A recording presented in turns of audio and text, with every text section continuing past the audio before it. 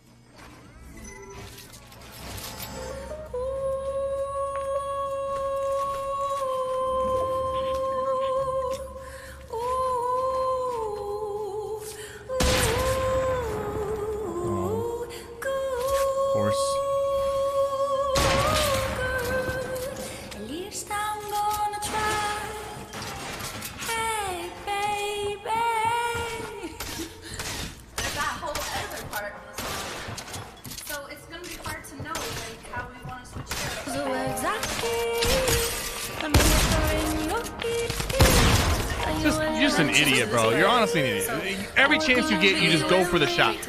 You're sitting at 5 health, go for the shot. Bonehead, bro. Bonehead. You got a bird brain.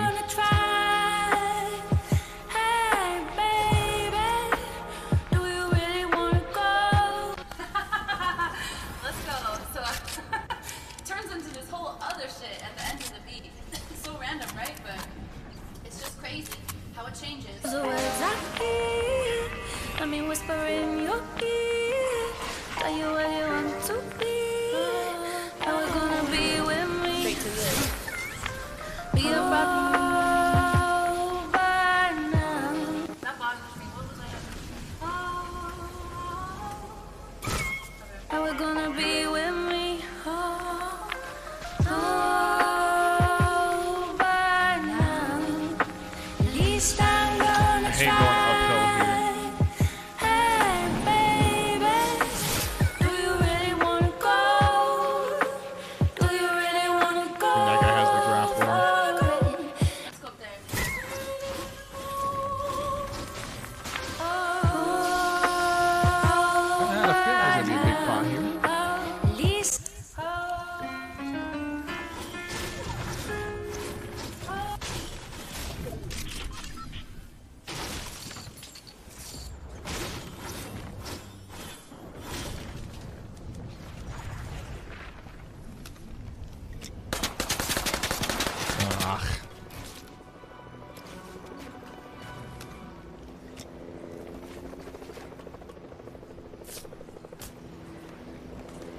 Thank you, Choppa.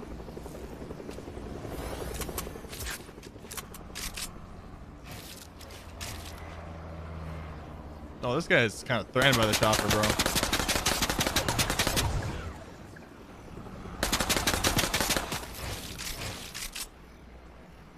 All right. Looks like the chopper's waiting to third party. No, no, no. I don't challenge this guy to that fight.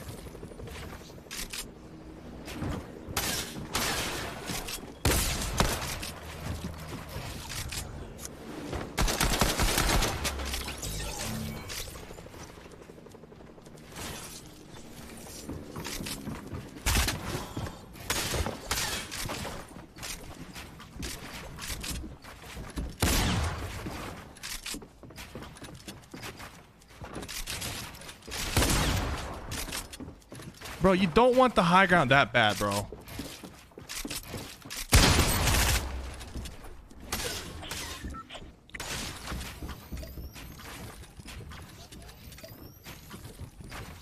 What? Wait, that's not him, right? There's a different guy, right?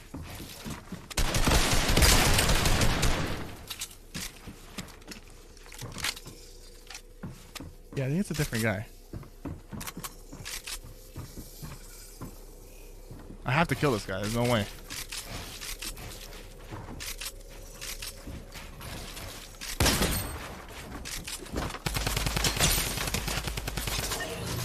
I don't mind not getting the kill.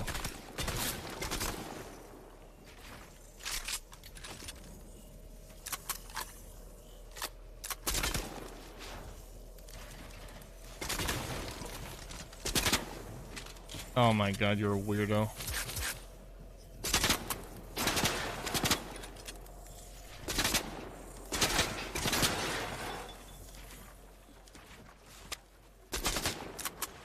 It's like backing up and stuff.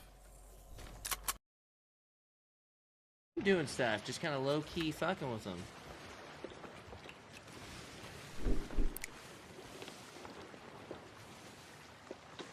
Mike, stay on task. This is not gonna work for them, I guarantee it. Yeah, baby! This is how you go towing!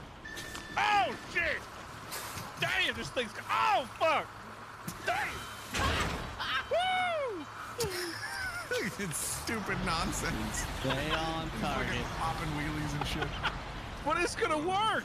Look, I mean, maybe, who knows? I hope it does. That'd be fucking You hilarious. think service spare parts take up 1 slot or 2?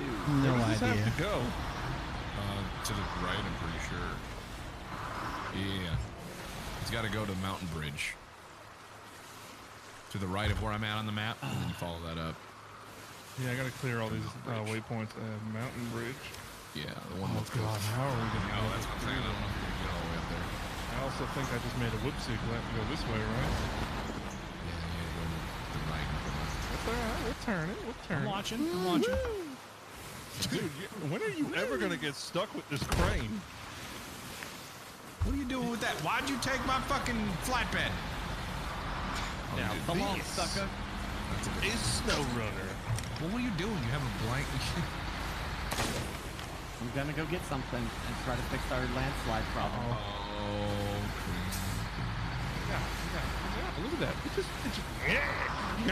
It just works. wow. Yank it. I wish there was in-game radio. Yeah, that'd be dope, right? And then we go this way. Watch. I'm gonna pop right over that log. Ready for it? Yeah.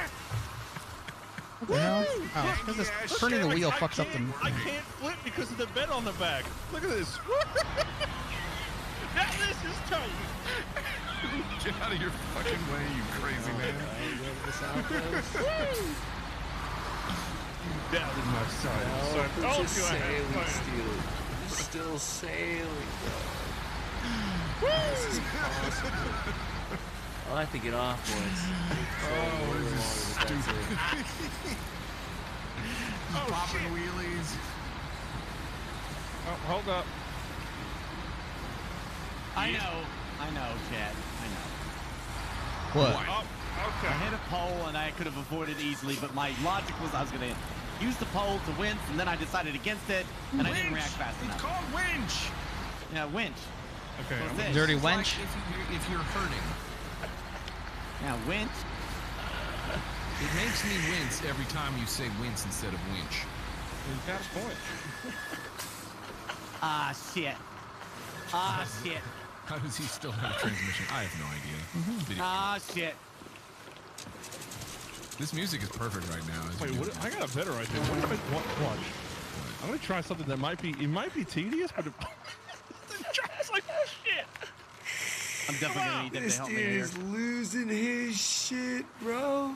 What, are you just gonna pull it? Yeah, That has a just- winch on it? yeah. That's how I'm anchoring. Oh man. Look at this thing. You fucking I know where I need to serious? go. Game. Does it like shoot from the top of the crane or Oh, okay. Hold up. probably out of range? No, come on. Come on. Why are you come jumping over there? on. Stop. Why does that truck weigh 20 pounds? Well, it's trying to haul fucking metal planks. Like those are steel, or those are like fucking heavy ass metal planks on a big flat, or on a big That wasn't trailer. gonna work like how I was hoping. And that truck that he's using is not designed for what he's doing with it. It's meant gonna to- work. Yeah. See, once you reset it, it drives perfect. And once that thing's deployed, it's like popping and locking and all this shit. Okay, let's try to I get don't like think it's gonna work once you get up to like even just slightly muddier like the hills. I'm about you trying it. a little Such a smoke. janky operation.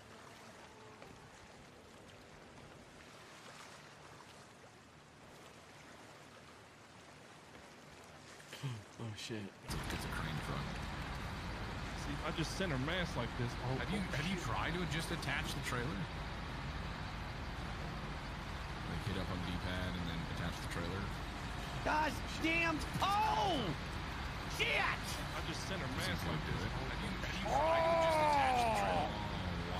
Oh, wow. Oh yeah! Wow. It is not designed for that, but it is working. Shit! That's called innovation right there. Oh shit! Yeah, no, this is it. Oh yeah! No, not designed for that, but it is working. Need me to winch out? That's called innovation Oh, no. right there. Oh shit! Yeah, no, this is it. I'm having trouble with this. I think I just kind I of can't get off the damn. Not designed for that, but it is like it wasn't even a question. Just went. winch out. That's called innovation right there. Oh shit! Shit. If I hadn't got stuck there, I'd have been I think I just fine. kinda- I can't get off the damn piece of shit. See, now it won't probably. It probably If it had won't worked, be- it would have Like worked. it wasn't even a question. It hadn't Just went- stopped working. Shit. Well, I ain't getting my ass out of this. There, I'd have been fine. If I could just have somebody come back, Cassie, you come over and tap See, now this it won't probably- or something. We're busy doing a thing. Gosh damn it! Oh wait, the winch is still on, Well, I ain't right? getting my ass out of this. I don't think so. If I could just have somebody come back, Cassie, you come over and tap this or something. We're busy doing a thing. Gosh damn it! Oh wait, I the have winch a is still Well, on, I ain't right? getting my ass out of this. I think so. If I could There's just no have way somebody you're come gonna back, get all Cassie, the way come over through and all tap that this shit. or something. We're busy doing a thing. Gosh damn it!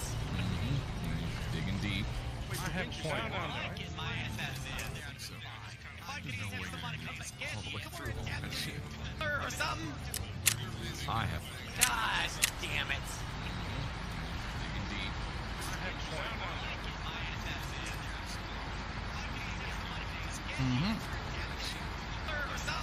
You know what my plan is? My plan is to have taken a shortcut and be there already. You're using a bigger truck. I'm just saying. You can probably stop hauling. You know what my plan is? My plan is to have taken a shortcut and be there already. I'm just saying I'm there. I'm just saying. You can probably stop hauling. My plan is to have taken a shortcut and be there already. I'm just saying I'm there. I just gotta jump over the other side and finish it. I'm just saying. So it's not good. No, you should be able to do it there. I don't have to be in the other truck with the other cargo. I just gotta jump over there. Now it's still. Right. I'm still doing it for the principal.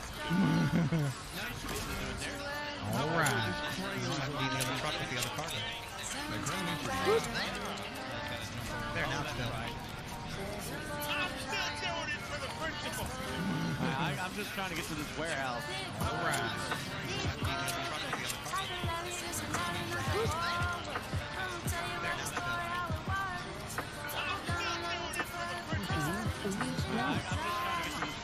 Okay. That didn't work so well. Most of what I've been doing is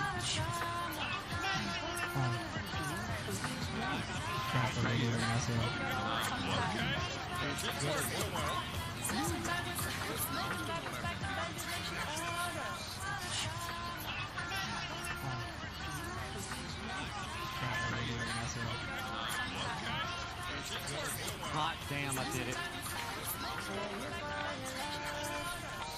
Very good. Alright. Come on. Oh, baby, don't do that. Hot damn, I did it. going great.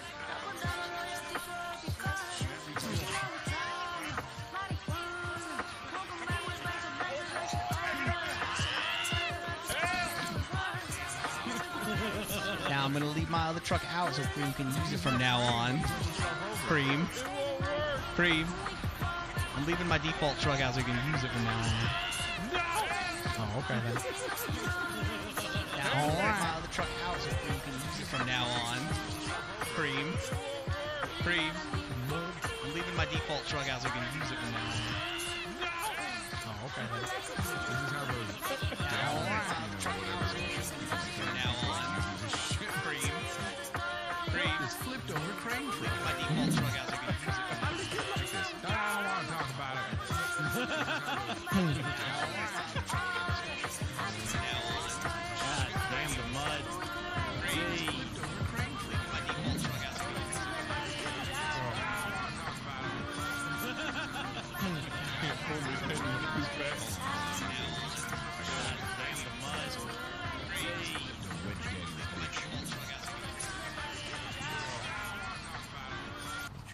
done this before.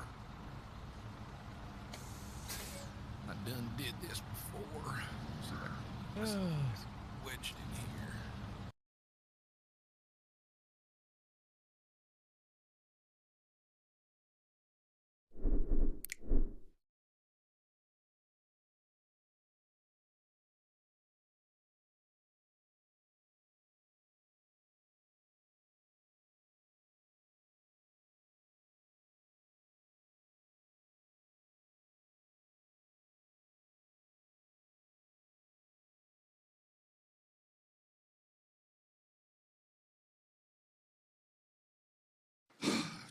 I have kids and I lie to them.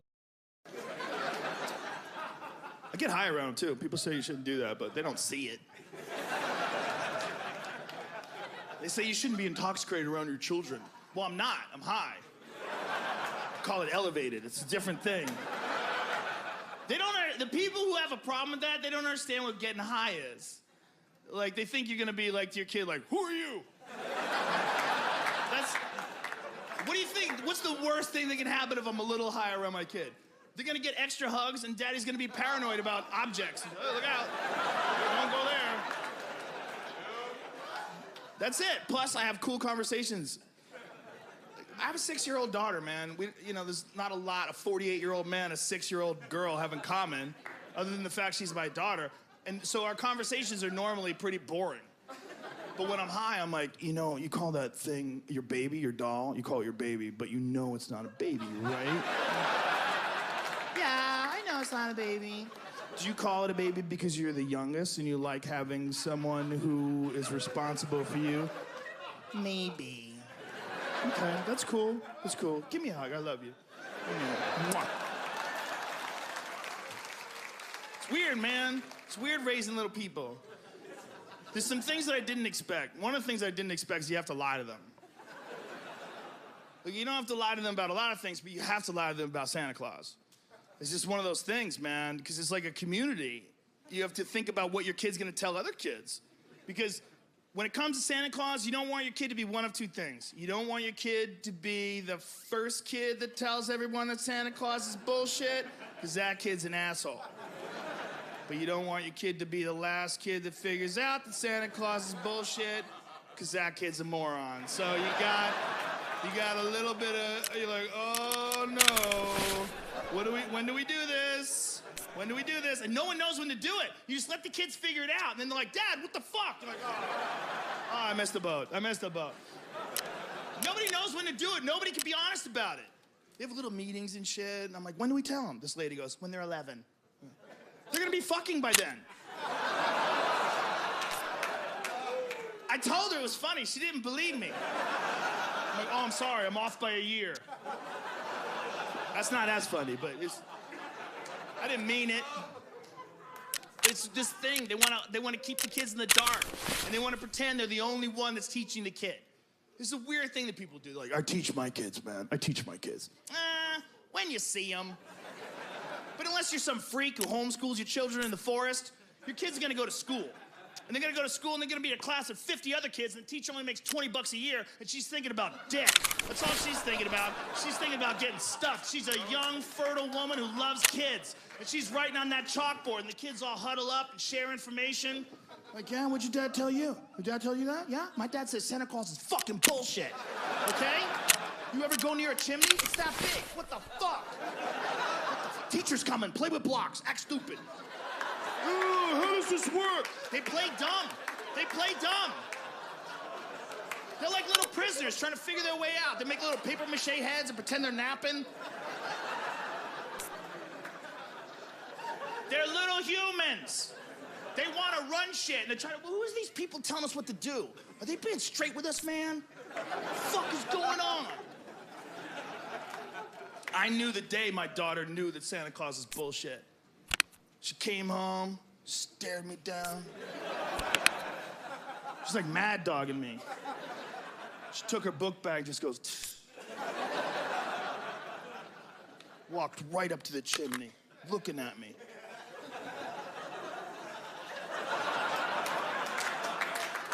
How the fuck?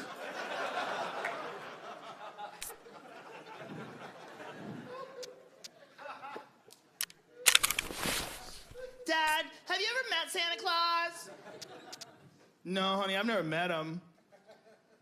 But you let him in the house.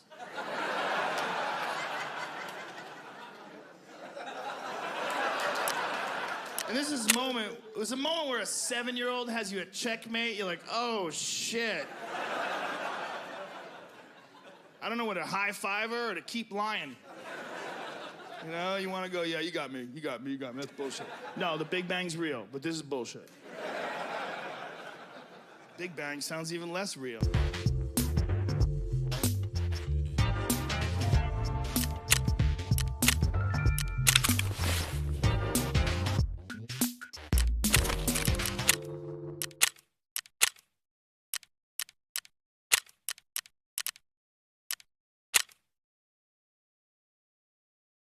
Three, two, one. Jessie May.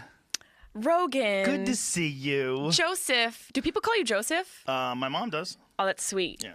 What's She's your middle basically name? It. James. Joseph James. Sounds like an author. Maybe I should write books. I can't believe you haven't written a book. I tried. Started doing one a long time ago. I had a deal for a book like 12 years ago. And the dealing with the editors was so gross. They basically wanted me to just transcribe stand-up. And I wanted to write a bunch of weird shit. Didn't Judy Carter already do that? You remember the Judy? Do you remember that book? Yeah, the books on, is that the worst genre ever? Books on how to do stand-up. They might be the most piss-poor books ever. Belzer had a pretty good one. Belzer had a decent one. I think it was, he had a couple of them. He had one on stand-up and he had one on UFOs, Bigfoot, and JFK. Belzer is a crazy. Those all go together. Do you know him, Richard I don't know Belzer? him personally, but I mean, he's a legend for sure. He's a crazy conspiracy theorist. That makes sense. Off the deep end. Yeah. Yeah. Is he like, rate him with Sam Tripoli? Is it just as crazy? No, maybe more. Wow. Yeah, he's I don't know if they believe in the same things. Because it's funny, like there's like classifications of conspiracy theorists. Like some conspiracy theorists are balls deep in like JFK. But you try to bring up 5G and they're like, get the fuck out of here with so your 5G. was Marilyn Monroe. Yeah. Balls deep in JFK. Oh, yeah. It's a little sex joke. I mean, well, I guess he was balls deep in her. Allegedly. But I mean, who knows? Who knows what they were into behind closed doors? She could have strapped one. That's a good conspiracy theory, too. Do you think they killed her? Oh, yeah. 100%, right? Absolutely. Snitches, bitches get snitches. Yeah, is that what it is? happens. There's stitches that happen with bitches. Snitches get stitches. Bitches who are snitches get stitches. Yeah, or no stitches because you're just dead. Yeah, you're dead. You get the ultimate stitch of life, which is just done. What if for sure they killed her. If you were going to write a book today, what would it be about? Oh, I don't know if I would do it today. I don't know. Maybe this is what I should be doing right now during this COVID time, but I'm using it as an excuse to I don't know, I'm not working on stand-up at all. This is the first time in forever. No writing. I haven't written anything. Do you feel like it's relaxing, or do you feel any anxiety about having that detached from your day-to-day routine? That's not the anxiety. The anxiety is the world. The anxiety is what's happening right now. General existentialism? Well, just the fact that the economy has come to a complete screeching halt, and all these people are losing their jobs, and all these people are losing their businesses, and we're not exactly sure what to do. Because there's the hardcore people that are like, fuck it, open it up, keep the women and the old people safe. You know what I mean? I know. You know what I mean? Fine. First of all, stop making us so weak, okay? Why are we grouped into old, haggard people? Most people aren't saying. I made that up. What people are saying. No, but you're right. It is a thing. Well, yeah, which we should be for sure. Well, on the Titanic, you were. Yeah, on the Titanic we were. That's It why worked everybody out. loves Leonardo DiCaprio, because he died for her. Paint me like your little French girl. Yeah, but meanwhile, I'm like, can you both get on that fucking raft? I know. It's not that. Just lie on top of each other. You're She, already like, making out. Picked his little frozen hands off and shoved him into the belly of the ocean. Get out of here, fucker. Get a sign on the paper first. Nice drawing. Yeah. You could write something about parenting. I mean, it must be interesting for you to be raising daughters in this climate. Well, I think raising sons in this climate would be just as interesting, just as weird. Just raising humans in this climate, what no one's ever done before. Raising kids with full-time electronics and the internet from the time they're babies. You know, what's the good stuff is you can't bullshit people as much. You know, there's like access to information. Like we're trying to figure out today, just now, how many people died in the 1918 flu. And you said it best. You're like, there's no unanswered questions anymore. You can't ponder. Yeah. Wondering and wonderment is a thing of the past. It's gone. Well, it's still there, but you can get answers. You know, Yeah. It's like you could search shit down and get answers. but I didn't. So what was it? The number, like 50 million died in the 1918 totally. flu? I mean, that's a huge number. Yeah. But the thing that we were talking about also is, I guess I just don't understand. I understand that this disease, but there are so many other things that are detrimental to our society that it's wild that it took this sort of situation to bring everything to a screeching halt globally. It's a little scary, and it's scary that we're using so much resources to deal with it. I know we need to, but then, okay, after this, are we going to start to apply those resources to deal with, you know, child sex trafficking that happens in the country, to deal with homelessness, to deal with these other issues? Is this going to be a sort of Kickstarter to be like, okay, let's get our shit together as a global society instead of living in our own tribal existences, which doesn't work. It doesn't work anymore. Whoa. I'm sorry. You made me smoke the blunt. Yeah, but you're right. You're right. Maybe that is what we'll do next. Maybe, listen, 500,000 people in this country alone die prematurely because of cigarettes. And we're just like, well, you know, whatever. Imagine if it was Kool-Aid. If Kool-Aid was killing 500,000 a year. Well, imagine Kool-Aid if Diet is. Coke. But it's not. Sugar kills a lot of fuckers. But yes, it does. It does. But not as clearly as cigarettes. Like, you can be healthy and occasionally enjoy Kool-Aid. I agree, but don't you think sugar is just as addictive as nicotine? It's very addictive. You're right. I think if we look at it from a broader spectrum, they're both equally as bad and kill just as many people. They do but I kill see a what lot you're of people. saying. I don't think they kill as many because I think heart attacks is higher right now. I guess you would have to lump diabetes in there too, right? You would, absolutely. And what's heart the attacks, highest killer? strokes, diabetes. Heart attacks. Heart attacks was #1 until COVID. COVID took the #1 spot on the chart. Coming in at #1, COVID-19. Coming in, number 19, straight out of Wuhan. He's quick with the slips. Yeah. Killing bitches. And sneaky. Yeah, sneaky. Sneaky disease that kills healthy people, and then old people survive it like it's nothing, and then it kills an entire nursing home full of people, and then young people get it and die from it, and old people get it and brush it off, and some people have zero symptoms at all, as many as 50% or more. Yeah, it's wild. It's like the crack of diseases. It's like doesn't a make bunch sense. of diseases. It is. It does have a lot of characteristics of multiple diseases, and that's a scary factor for me. But I'm always grossed out. I mean, you and I travel. We used to. Yeah, we used to travel. Remember comedy? But are you enjoying the not flying all the time? Fuck yeah. How good is it for your body? Dude, I feel like I look like 15 now. I'm like, I'm chilling. I got my plumpness back. Sleep is amazing. I don't have to deal with farticles anymore in fucking airplanes. Oh, God. Dude, I don't know what it is about flying. I'm sure it's the pressure and the pressurized cabin. People love to fart on God, airplanes. they let it rip on airplanes, and that's COVID in my face. I'm fine with not dealing with the farts anymore. Imagine if it was killing people, if farts were killing people. If a guy could fart on a plane and half the people on the plane died. Well, you should have met my dad. The couple of those cookies would have ripped you right out of your seat. There's something about old man farts. Oh, they're great. They're legendary. Yeah. You know. It's something funny about like when you walk into a supermarket right behind an old guy who crop dusted you and you're like, you motherfucker. You're not even mad at him, though. You can't be mad at him. That fart went to Vietnam. That was a fart that maybe, fought some wars. He deserves it. People that have been through war have got to be like, what are we doing?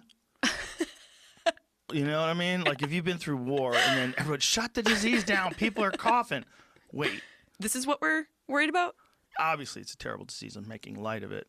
But it's a terrible disease sometime, which is weird. It's like, car accidents are car accidents, right? Your car gets hit by a train. It's the same thing every time. Yeah, it's an isolated situation. But it's terrible every time. Every time. This is terrible, like a car hitting a train sometimes. People just die. And then for other people, it's literally nothing. Yeah, it's really wild. It's an inconsistent disease. And it's also, I just don't understand how much longer we're going to be shut down. I mean, the economy is struggling so much over this fucking disease. Not just struggling, like broken. Yes, like this they're broke going to have us. to rebuild it. And it could take a long time. It scares me listening to these experts talk about it. What scares you the most about the current situation?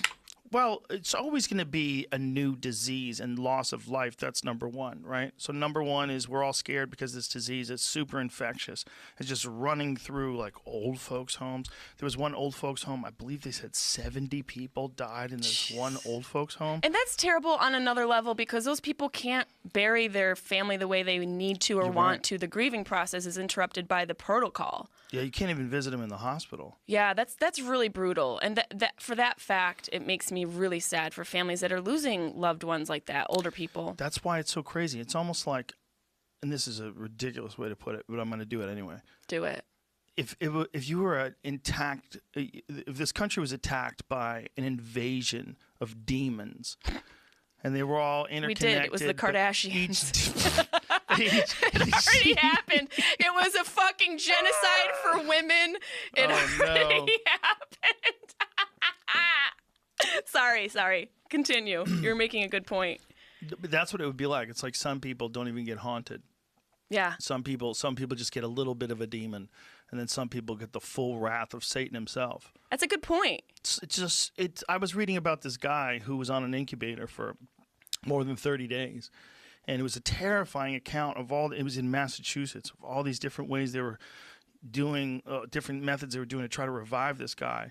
And one thing it made me think is like, thank God there's people out there that can do this, that know how to keep a guy like this alive. Yeah. A guy who was a young guy, he was like in his late 30s, I believe, maybe 40s. And he was married with little kids. And, it was a terrible story. But they figured it out, and they used some crazy machine that was bypassing his heart and his lungs. Like it had to go in through his leg and into a major artery, I think, or something like that. And they had to keep him basically in a coma, so that he doesn't move. Like an induced coma to keep him. Yeah, so and he then can heal. they're just trying to pump air into him. Oh my God, it's terrifying. Yeah, that is terrifying. That's why this disease is so strange. It is. I laugh because it's you made a good point about we're lucky to have people who know how to handle this. I feel like that, with social media and everything, those jobs are not as appealing to people. And who knows, in 50 years of another thing like this, and we're lucky enough to be alive, and it hits us, Instagram influencers aren't going to be able to intubate anybody. Right. You know what I mean? Like, the girl selling Fit Tea won't be able to help us. And imagine if you thought your job was to help people, which is what most nurses and first responders, their job is, hey, I'm going to do a good thing for the community. I'm going to go do a good thing for people. I'm going to be there to help people when they're ill. I'm going to treat them. I'm going to help them survive and recover. That's a beautiful thing.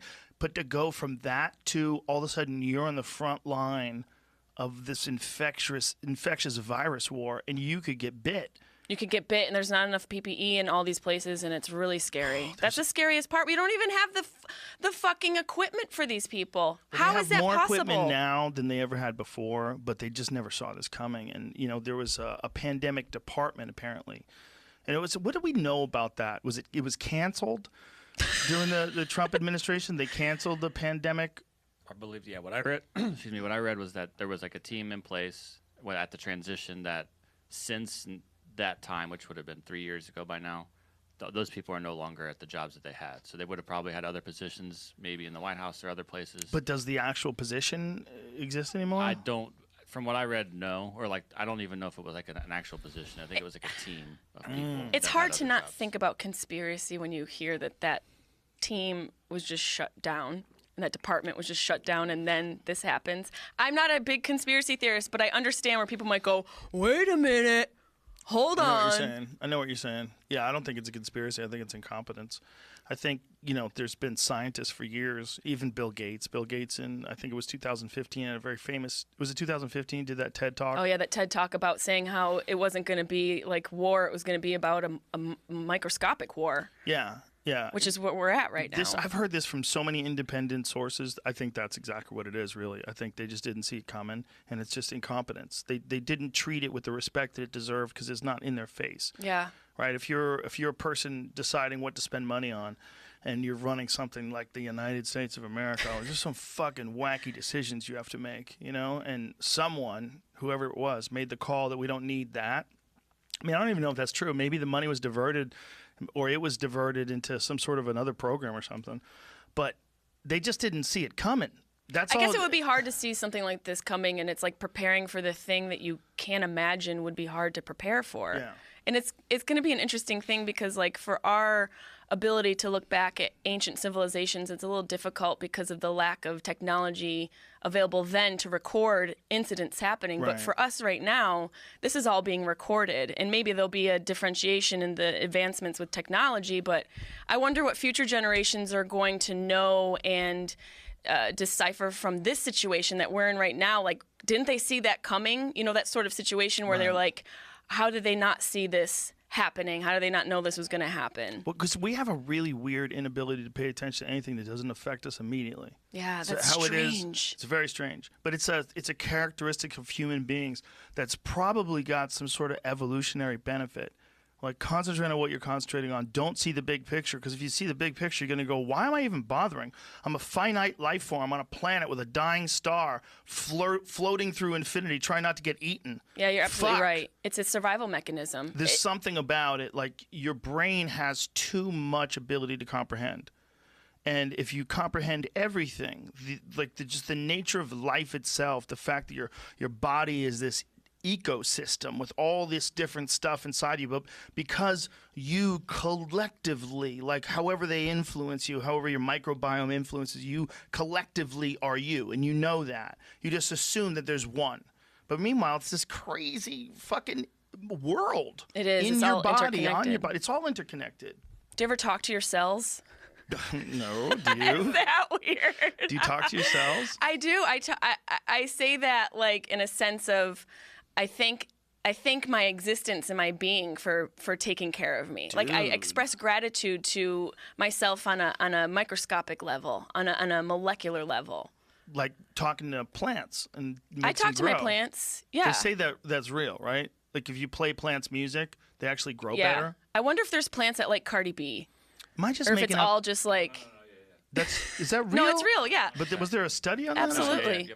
That they grow more flourishly. They flourishly, is that a word? They flourish more with music in their growing process. Have you ever been high in a grow op?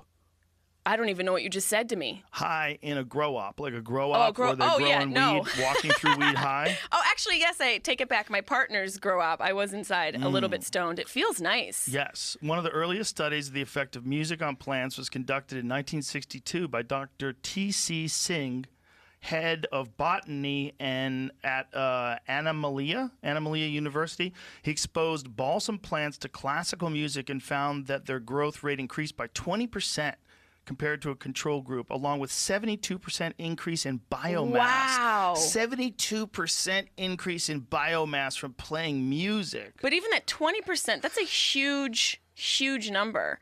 And imagine like what that does to plants. I mean, we already know there's science that it helps babies and fetuses and babies inside the womb to listen to classical music and things like that. So it's interesting. I wonder what the rate of helping a baby grow is, what the percentage is. No shit, right?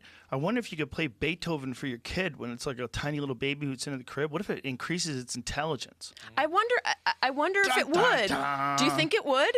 I mean, for real, there'd be an exercise, right? Because the kid would be following along with these beats. So the thing to like really complex classical music is like, look, I don't know about you, but I don't play shit. I have zero musical talent at all. I have none. I mean, I can do like a finger flute. I love the fact that I don't know anything about how they do it. So I could just enjoy it, like just enjoy the music without thinking about the technical details of it. Yeah, it must be a little stressful if you know how it goes. Right. Yeah. To obsess over that, over the notes. Oh yeah, it'd be like us with comics. You're like, why the fuck did he do that? Yeah, right. Why would he go that way? Why would he go this or, way? You know what it'd be like? It would be like us if you're watching someone play a comic in a movie. Oh. Right? Yeah, you're like, you did it all wrong. Right, yeah. That was so terrible. So if you were a guitarist and then they're doing a movie on Hendrix, like, what are you going to do with the fingers? What are you going to do? Because you're not going to trick flap them people. around aimlessly. But you're not going to. You have to actually know how to play guitar if you want to play Hendrix in a movie. Am I right? I'm just laughing because yes and no. You're right, but also so many people have such different technique that you'd look at some people like that's not how you play that, but you hear it and it sounds exactly right. Because of the way they develop their dexterity. To someone who faked it better than almost anybody. Will Smith when he played Muhammad Ali.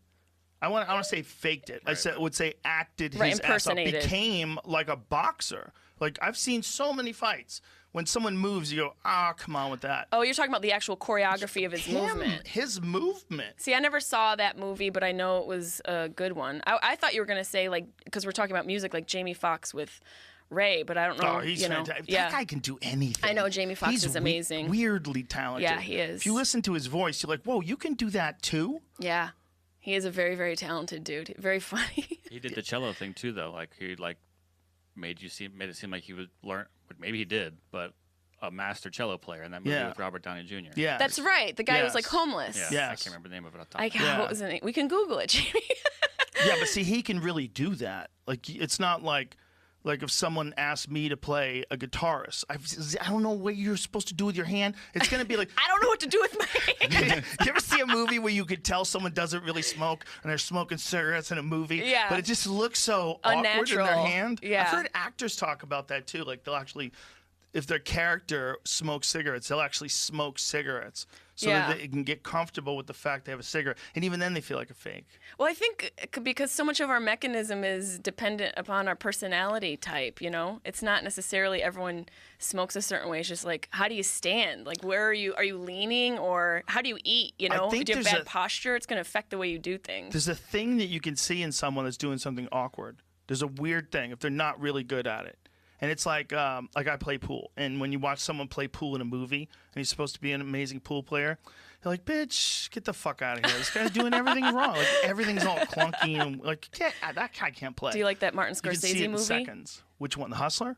No, with Color Money? Oh, Color right. Money. Yeah. It's a classic it's amazing. pool movie. Yeah, that's an amazing movie. That's an amazing movie. That's actually the sequel to The Hustler. Oh. Yeah, The Hustler. I've read the books. They're really I forgot who's the author. Forget the author. You read a lot.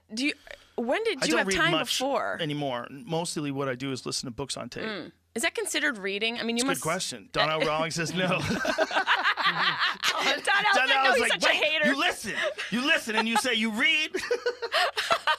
And Ari Shafir said the same thing too. Ari Shafir wrote on my Instagram some fucking comment. So like books don't have tracks or something. Yeah. That's funny. Come on, bitch. But I mean, if you're in school and you're getting a lecture, you're learning. Yeah. Listen, it's not the same, but I can do it when I work out. So I can listen to books while I work out. Do you think you retain information better when you're like working out and doing physically exerting things? No, I think you retain the most information when you're sitting there concentrating on retaining information. Right. You retain less, but you can still do it. You seem really able to acquire and retain a lot of information. It's scattered though. It's like I have all my hard drives are fucked up.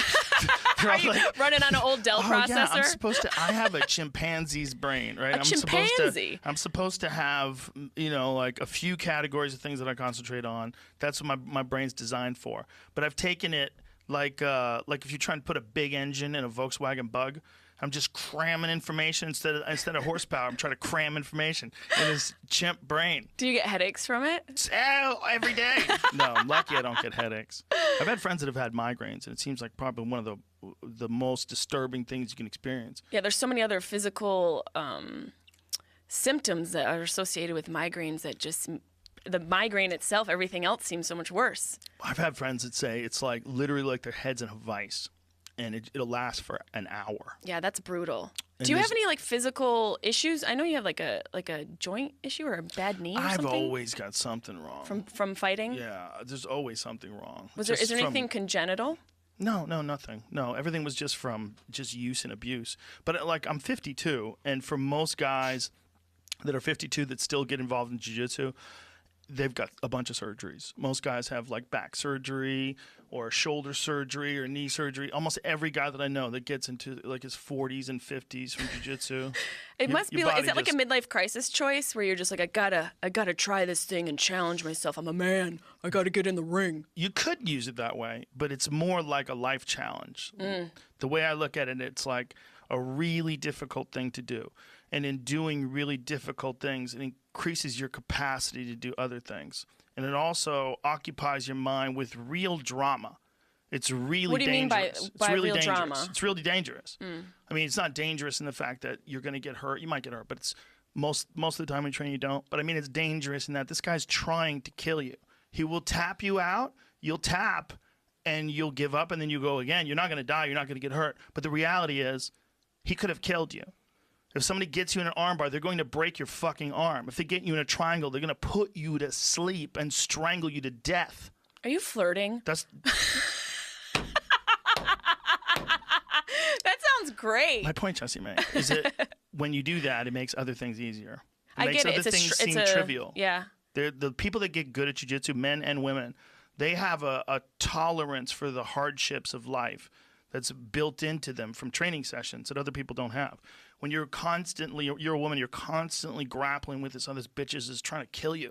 You're good friends, and they're getting on top of you, and she's trying to strangle you, she's trying to get you in the rear naked choke. You're like, not today, motherfucker. And you're doing this all the time, like regular nonsense out in the street. Yeah, it must be a great way trivial. to focus your stresses and angers in your everyday existence and sort of funnel them into this. Instead of that, I think it avoids a lot of the anger. I think a lot of like frustration that a lot of people have, the tension, is like built up energy that they need to expand. They need to expel. They need to get it out of their system. And they don't get a chance to. They're stuck in offices. They're stuck in their car. They're stuck at home, wherever they are. I don't know if it's not they don't get a chance to. They don't decide to implement it into their life somehow. Because there's a choice to make. And I realize there are limitations to people's lives in certain situations, but it's a choice to implement something like this where you can deal with your anger. I mean, anger is necessary. Here's why it's a weird choice. It is a choice, but it's not normal or healthy to sit in a chair all day. No, it's not. And everybody's being forced to do that. And it is a weird thing to decide that we got to do. I mean, that's why there's so many suicides in Chinese culture, isn't that? Like in Japanese cultures too, because crazy hours too, right? Like, yeah, but they're sitting in a desk all day long, jumping out of their windows because of the stress of the work week. Imagine the feeling when you make that jump. You probably regret Fuck it. This job, yeah. There's no way each time you're like, this is a good choice. Each time. Milk was a bad choice, and so was jumping out of the window.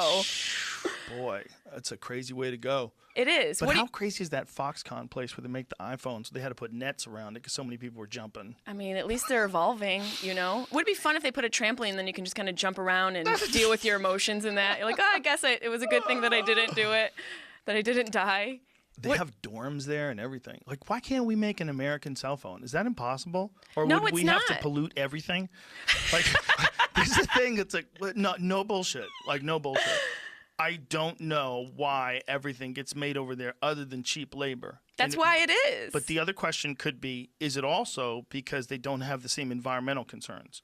Oh, wow. I know that if you're in some of those cities, the smog is fucking insane, right? Some of the worst air conditions in the world you'll experience in these cities where they make all this shit. Yeah, they don't give a fuck about nature. Like, here's the deal. Can we even have all the stuff we have over here and make it over here? And not have all that waste? And not pollute the world? Like, is that... Can I ask you a question? Don't sure, you but think... we should answer that one first. Oh, yeah, we should answer that. Figure out if this is true. Does this make any sense? It does make sense, but don't you think we make too much shit? Do we need a new car every year? No, we don't need a new phone every year either. We don't need new shit every year. And you talk about the waste that it's producing. I got an iPhone 11, and you could have this for 5 years. Like, if this is all I could do on the phone is call and make pictures and fucking shit that you do normally and send text messages, why do I really need something better than this? Right. Why do we need a new one? Keep making this. Just keep making this. Right. I think we're producing too much. We're gonna be intertwined with this thing. Fuck yeah. We were talking about that app, about the tracking, the COVID tracking. Which is just, it sounds scary to me. Get the fuck out of here. That's some NSA shit. That's really scary. They're gonna keep going. This is what things do. If it's your job to try to do something like this, to try to implement something where you can get people to agree to tracking. If it's your job to do that, you're going to keep going. Yes, you are. Once you get that tracking, then you're going to want some new shit. Then you want cameras in front of people's houses to see if they really are quarantining. You know, they're doing that in China. Yes. This guy just got back from a trip in China. They gave him a 14-day quarantine, and they put a fucking camera right in front of his door. That's weird. He's like, whoa, like, you're not going anywhere for 14 days, and we're watching you. It's also strange for people in politics to encourage society to snitch on people. That's weird. That's a level of tracking. That's our mayor. I know, but don't you think that's fucking weird and wrong? It's weird and wrong, but it's even worse if you're offering rewards. That's if you're right. saying, if you're saying, you know, usually snitches get stitches, but this time they get You rewards. guys are gonna get riches. You know what it is, Joe? Honestly, it's a behavior change. It's a weird step towards this tracking system that's going to be implemented that they're starting to be like, oh, it's okay. We're going to reinforce you guys being stitches. It's snitches. It's fine. Here's a little treat for you. Here's $500 for letting me know that Karen was out not doing the proper protocol. Meanwhile, there haven't been that many deaths, like relatively to what they thought they were going to be. And so that means it's a success. So that means the way it's being implemented so far has been a success. Like, you're going to get more aggressive with it, even though the numbers are way lower than we thought they were going to be? What are we doing, George? We're doing the right thing. Understand that it's hard for people. If just, you know, keep an eye on each other. Don't let people do stupid shit. You shouldn't have fucking parties, but you also shouldn't give people rewards to snitch. No, that's you know, not don't have helping. One of them house. I saw a house party the other day where people had masks on. So someone put it up on their Instagram. I'm like, this is crazy. It might have been Lil Duval. Lil Duval has the best. He's the best Instagram follow out there. It's so good. It's so good. And he posts all day long. He's just getting high and posted. Lil Duval posts Living the my best funniest life. shit. He posts the funniest shit. But He really does. That house party was packed. Yeah, it was a packed house party. I think it said something like, "If these people ain't dead in 14 days, I'm gonna go out." But also, like, dude, people are partying with masks on. Like, they're partying in my apartment as well. Like, not where I personally live, but the building. People have been having house parties. Having them, chilling. I hear there's Cards Against Humanity happening a lot. Oh my god, it's wild. And like, did you see the beach? Oh, there it is right there. Look at the dude with the mask. If don't nobody from this house party die in 14 days, I'm going outside. And also, why is it so bright? Well, it looks more like a meeting that just let out in a business. But maybe it is. Maybe this is bullshit. That's the thing. Like, or maybe someone turned the lights on and take a picture. How do we know these photos? So many photos are doctored. Like you talked about the picture from the beach. How do we even know what date that's from? I'm sure a lot of these things you can sort of track. But then they posted a picture about, you know, the anti-stay home protesters. It was a photo from like an election from 2011. One thing I saw. I think that's just lazy journalism to just clickbait people. But that's interesting. Did you see the deep fake of Biden's tongue? Did you see that? There's it sounds like a porno category. There's a crazy deep fake where they took Biden, his thing where he's doing this press conference, and they made him move his eyebrows and stick his tongue out in this really wacky way. And when I saw it, I was like, is he really doing that? And I'm like, I don't know if this is real or not. So I think I retweeted it. I'm like, what is this? You know, I just sent it out there to the universe. Somebody tell me what this is. Yeah, and then someone wrote a thing about this deep fake. What did it say? Was the article like the beginning to the end of democracy or something like that? But it's really. Do you want me to send it to you? No. I found it. I'm looking at. I guess calling it a deep fake might be It's not a deep fake? Misleading, but yeah, it's not technically a deep fake, but it's not accurate either. It's like manipulation.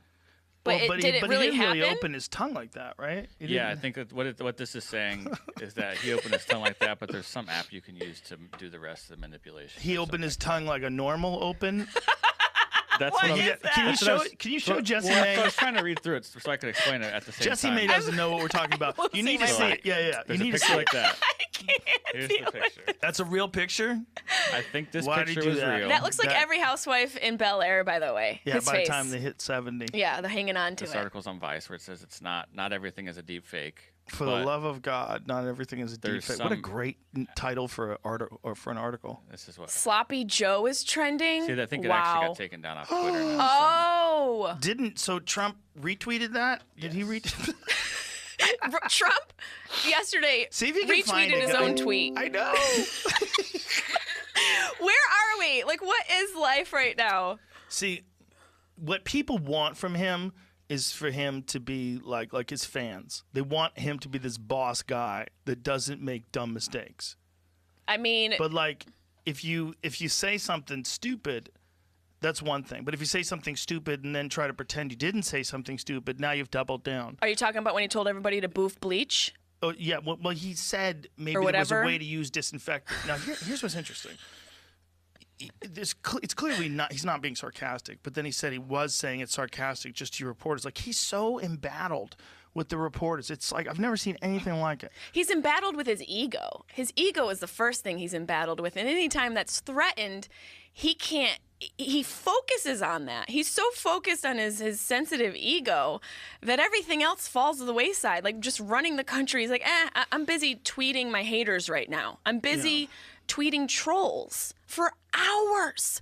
Can you imagine him? Like, what is he wearing when is he in bed in like sweatpants? I hope he's naked. I hope he's in the steam room and he keeps blowing out his iPhones. They keep giving him, get me a new one. They get him a new one. He's just in there in the steam room with his belly hanging out, turning beet red. About Putin. Yeah, fucking Putin. Whatever. Talking shit about China and everything. I don't know. It's I think that guy never like I bet he could have never imagined what it was going to be like to have that job, to be hated that way.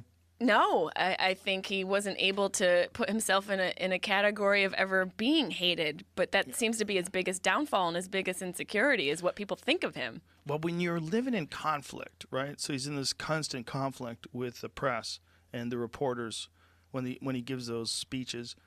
When you're living in conflict like that, you're always at like 7. You're always on edge. You can't take things from a neutral place. You take things, they're always a bigger affront than they really are. The perspective is always off because you're like stuck in conflict. It's actually like happens to people if you grow up in bad neighborhoods. If you grow up in bad neighborhoods, and they've even said that they've done studies. Michael Irvin actually talked to me about this once on a plane flight from Australia, and explaining to me that kids that grow up and they're born when their mother is going through extreme stress, like the mother lives in a very violent neighborhood and there's violence in the house and things like that, the kid in the womb, it changes the way the kid will approach life.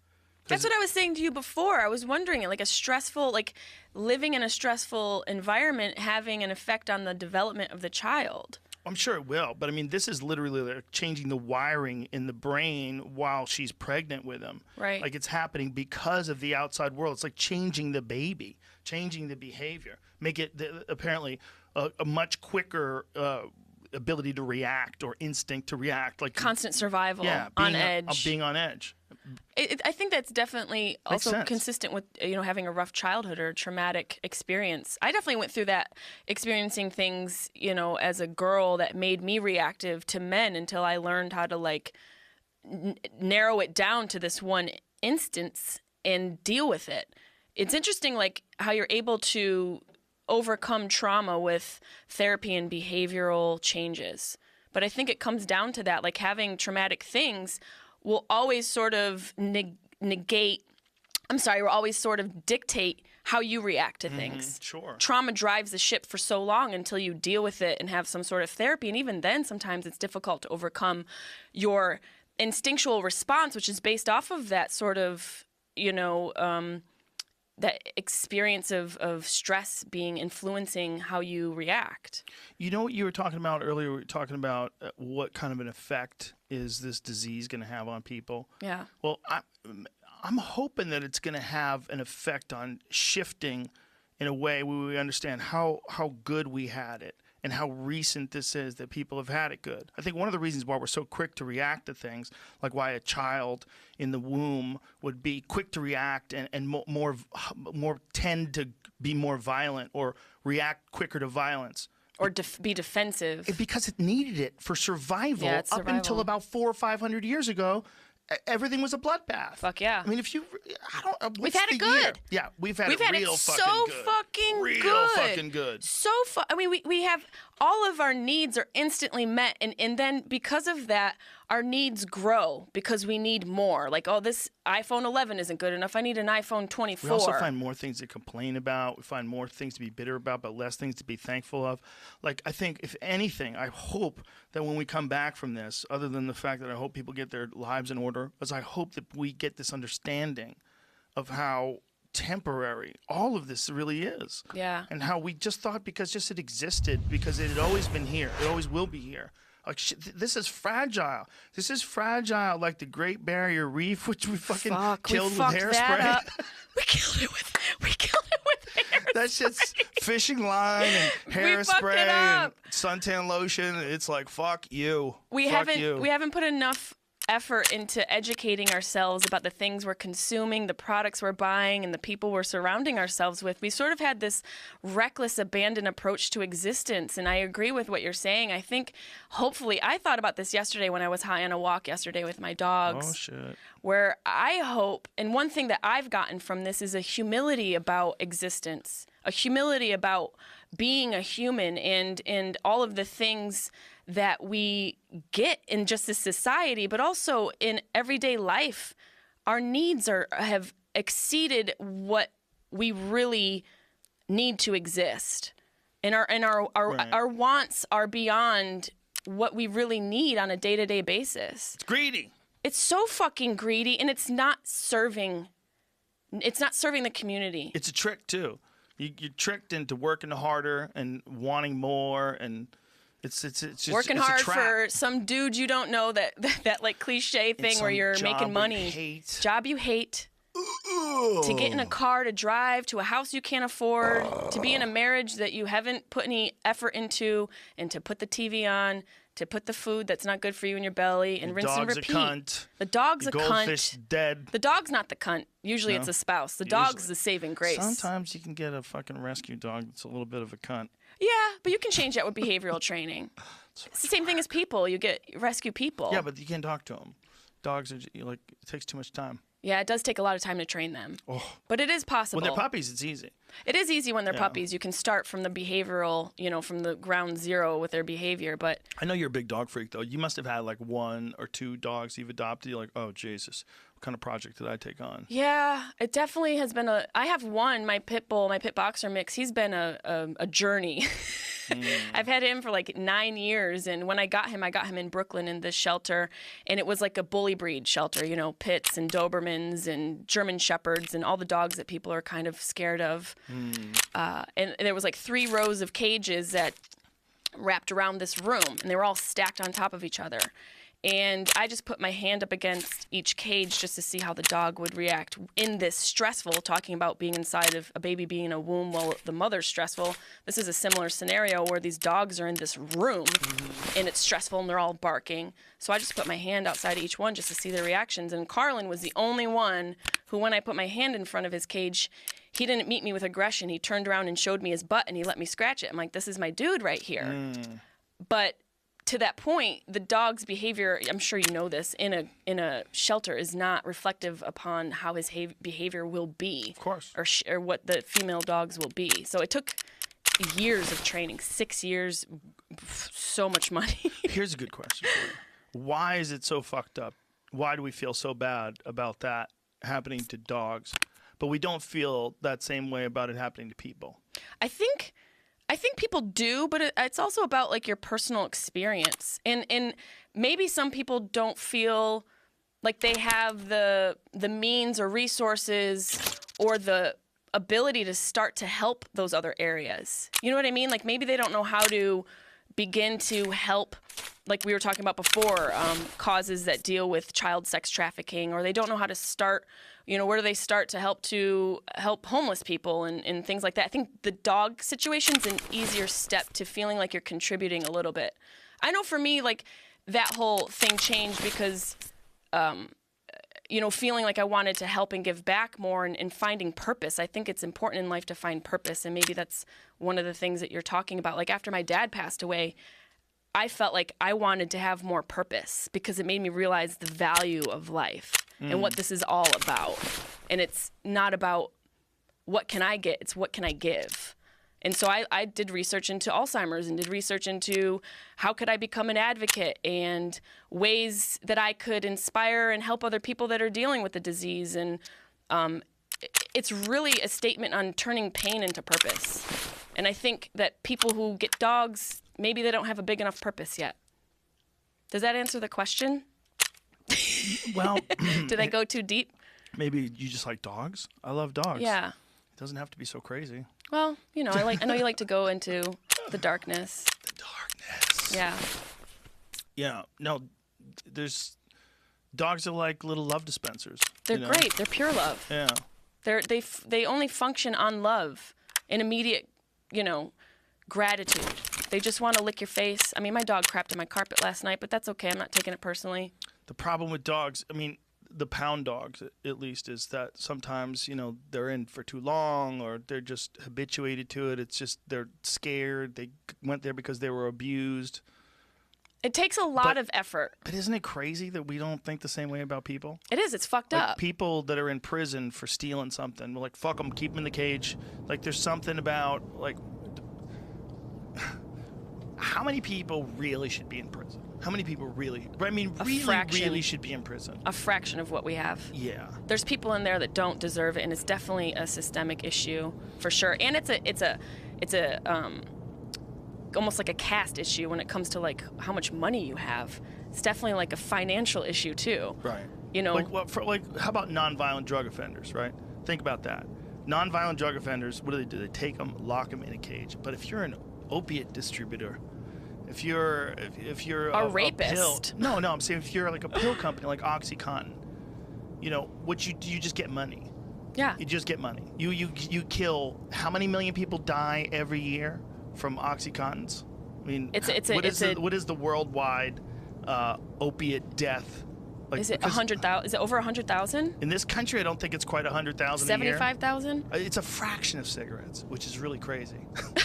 Like, it's a fraction. Cigarettes are so bad. They're so bad. They're the worst. But I get what you're saying. It's definitely, you're pumping pharmaceuticals, and that's okay. But people who are in jail because of marijuana. Yeah. It's fucking ridiculous. Some of it's just possession in some states. Just having it on you. Having a couple ounces. CDC's response to the opioid overdose epidemic in 2017, more than 70,000 people died from drug overdoses, making it a leading cause of injury-related death in the United States. Out of those deaths, almost 68% involved a prescription or illicit opioid. And a lot of these people who get onto opioids, they never did drugs before. That's not a word I say with confidence. Opioid. Opioid. It's a tough one. It's a weird. When I'm saying, I'm like, are you saying that right? Opioid. It's a weird word. Opiate. It's fucking up the rest of my words. Because it was like opiates. I could say that. Opioid. An illicit opioid together is a tough. There's grouping. So many people dying. And so And those are legal. That's legally prescribed. Mm-hmm. We're talking about a quote unquote legal drug that is on the market. Yeah. And they try to give it to you too. And they put this thing in my nose and cut out all the scar tissue. I was listening to myself talk for like 30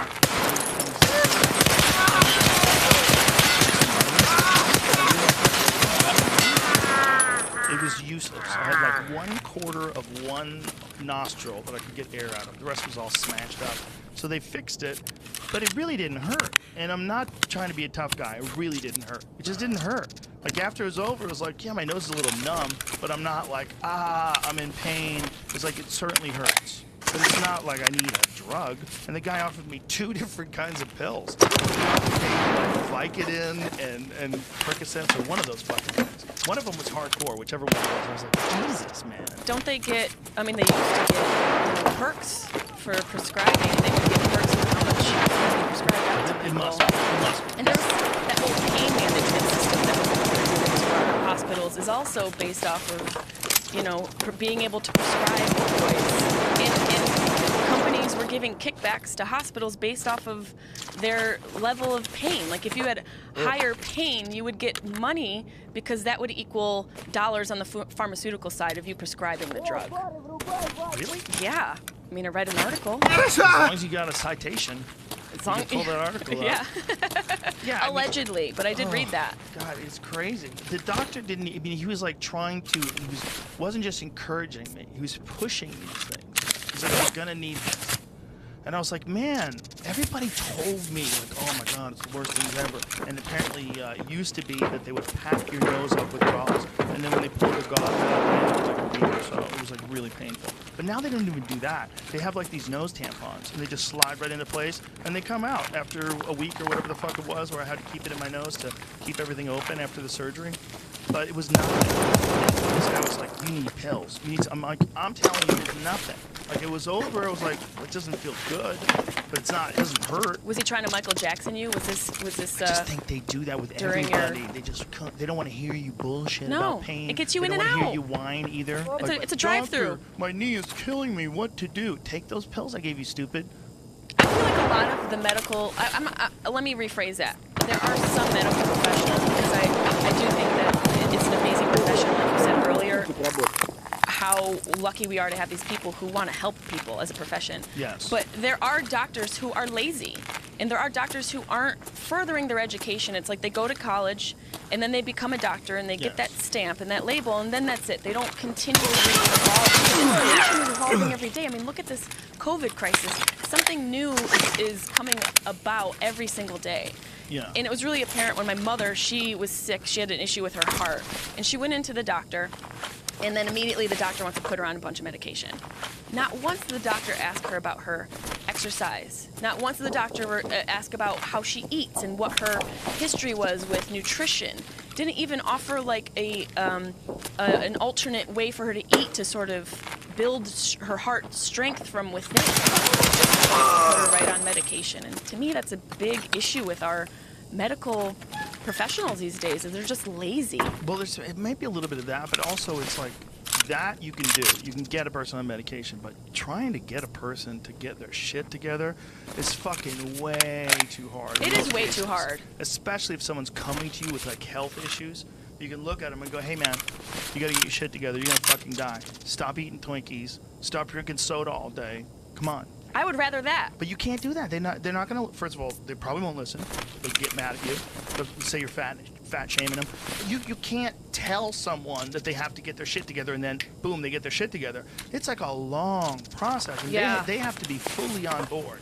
I agree with that. I just think it goes further to the doctors not having the care or whatever it is to at least provide a little bit of information. But I think to be a doctor, to give like a really good holistic approach, like a holistic response, like let's take care of your whole body. Let's not think about this injury.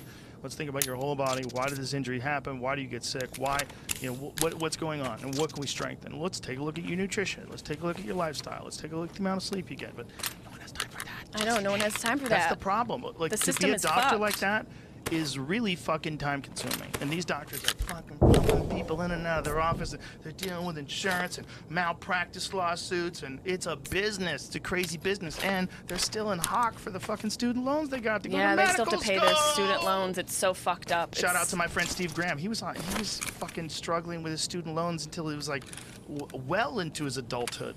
He was an ophthalmologist, and for him it was just like a catastrophic amount of money that you have to spend to go to school. That's so unfortunate. It's crazy. It really is crazy. You send them out of the gate with an incentive to do more surgery because they're all broke. And they're on debt. They're in debt in a big way. Hundreds of thousands of dollars. Imagine you got to catch up to hundreds of thousands of dollars. And you got a wife and a kid, or a husband and a kid. Jessie May. It's so stressful. And then be able to operate or prescribe or to be present and to be on the front lines today. But I mean, a lot of that is the breakdown in the overall system. The overall, healthcare system is completely, it's so disjointed from really keeping people healthy. I know because it's a business and maybe it's my hippie heart, but isn't there some way we could shake this shit up so that it leads to give people information, knowledge, and tools so that they can have somewhat of a healthier existence? The problem is people are a lot like dogs in some ways. That it's very difficult to learn the bad lessons that you learned when you were young. If you get a dog from the pound and their life was fucked up and they're all sketchy, that's the same thing with human beings. And it's also the same thing with diet. Like when people get on a certain diet when they're really young, and their parents are on this shitty diet, it's fucking hard for you to get them off of that. It's ingrained. It's a part of their genetics. All animals, whether it's humans or dogs or anything, they seem to get trained by their environment. And then once they're trained, once they've sort of adapted to their environment in whatever way they had to, it's really hard to get them to shift. It's really hard to get them to change. It's that reinforcement. It's like behavior and reinforcement. Like you have to almost take it upon yourself to recognize why you're doing something and what is it that's reinforcing you to do it. And that takes a lot of self-awareness and self-work to go, oh, I'm doing this, you know. You know, for a lot of girls that I know, I mean, because I have a huge female fan base, when I do Dr. Peluso on Mondays, thanks to you, I'm a doctor. I answer questions for everybody, and sometimes they're medical, and I'll Google and try and give a little bit of information. But a lot of times it's girls like, this guy is such a jerk, and you know, should I text him back? And you're allowing the assholes into your life to satisfy that void inside of you. You know, you're sort of allowing that behavior because the negative effect that you have is like that reinforcement, and it just brings you back into that cycle of trauma and abuse that you experienced before.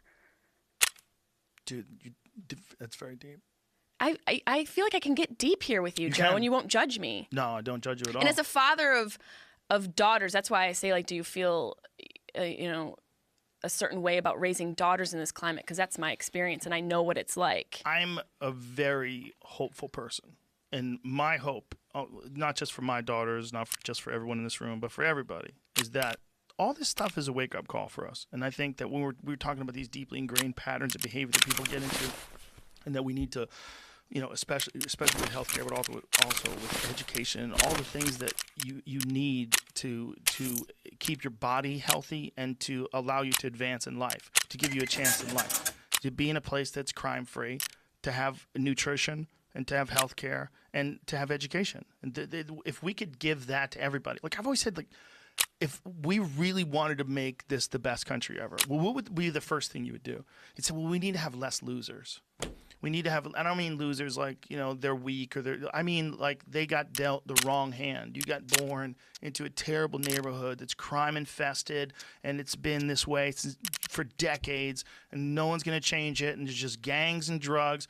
You can't say that someone who's born in that neighborhood has the same starting line as someone who's born in Bel Air. It's crazy to say. One person, right. So we got to figure out how to have more people have more of a chance. And instead of thinking that it's all for us, you know, like the people that do well, like whether it's through Wall Street or business, instead of like continually chasing more and more money, maybe something like this will make us say, like, we got to reinvest in bringing everybody up, and then there'll be more competition, which will be better for everybody because you have more people that are striving to get better, and people push you. They push you. People that are good push you, and you become better because of them. Like, it's iron sharpens iron. It's in the Bible. You need it. You keep moving.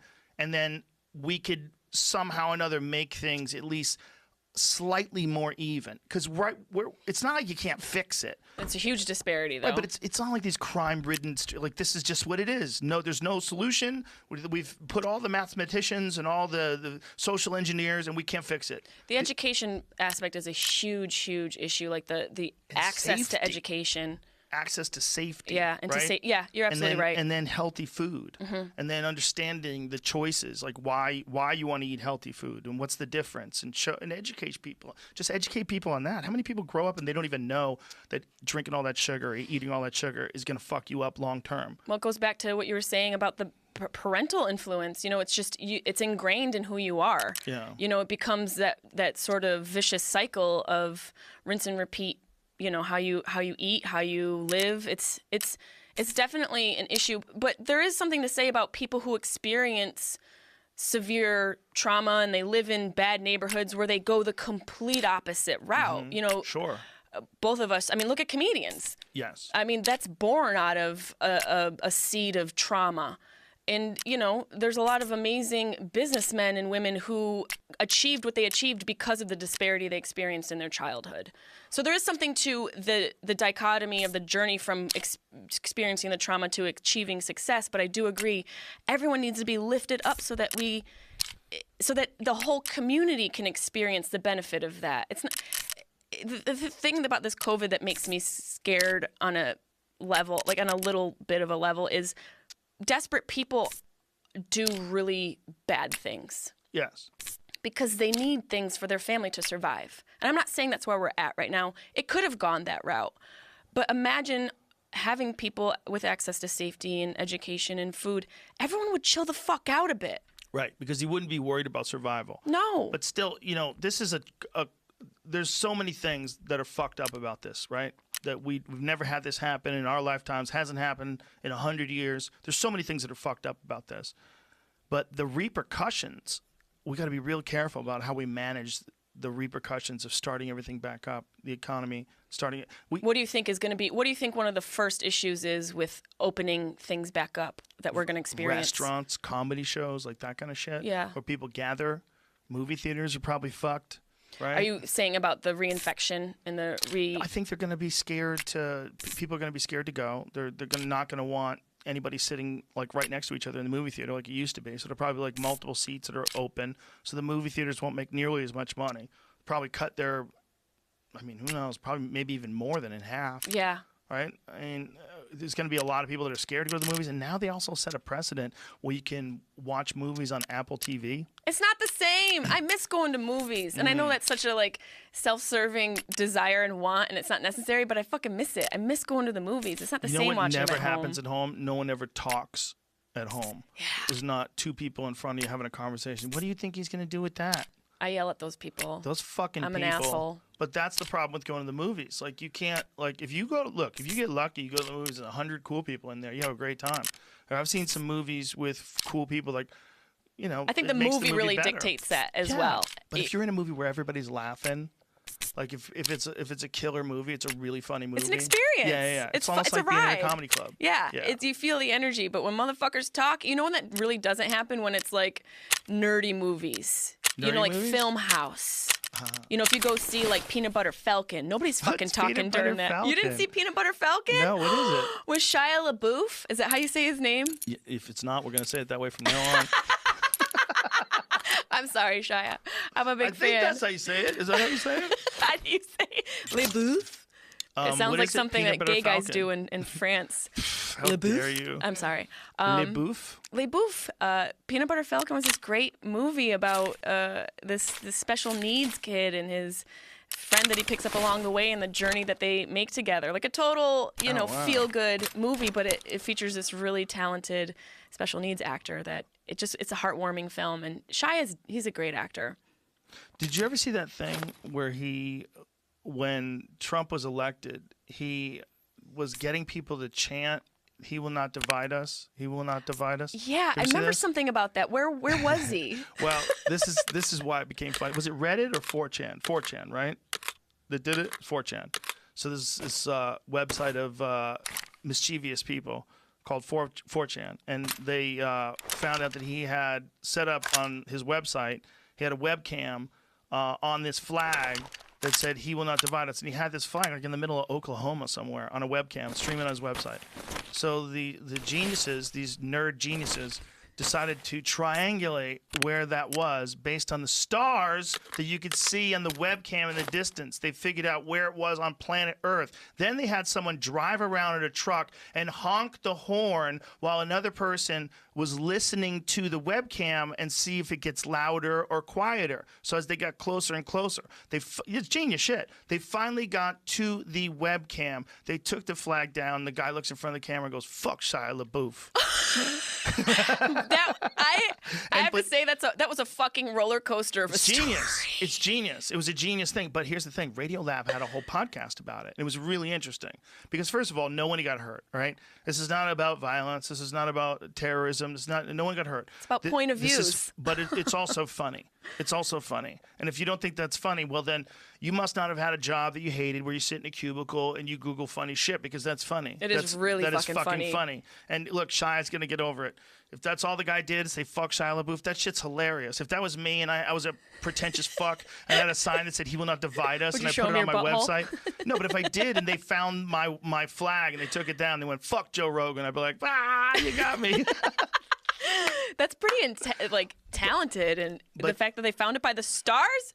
But here's the thing: 4chan, they said, well, it was on this website 4chan that's been known to be sexist and misogynistic and all the other istics and isms.